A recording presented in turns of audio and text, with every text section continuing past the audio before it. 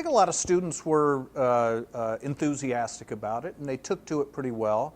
I think both faculty and students were a bit surprised at how much more work it is to take and to teach an online class.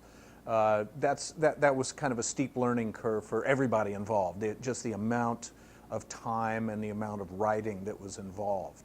Online teaching had been coming into its own, but tools were changing at that time, and the pedagogy and the expectations were becoming more sophisticated, I believe, when I first started teaching. And so it was exciting to be involved in some of the new tools and some of the new software that was available, and figuring out how to incorporate them to recreate the classroom experience online.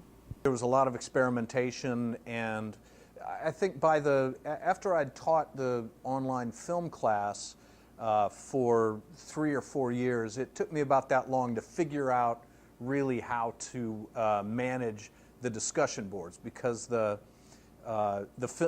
film class and also the English classes and lit classes are heavily discussion based.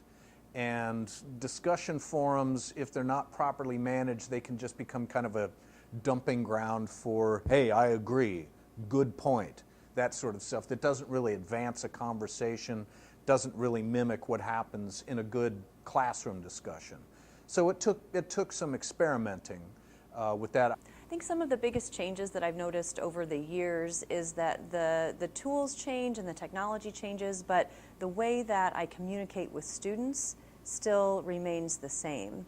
So I might do it in a different way as students develop new tastes and new tools become available, but the core of teaching online is to ensure that I'm communicating the content in a way that the students want to receive it and is effective.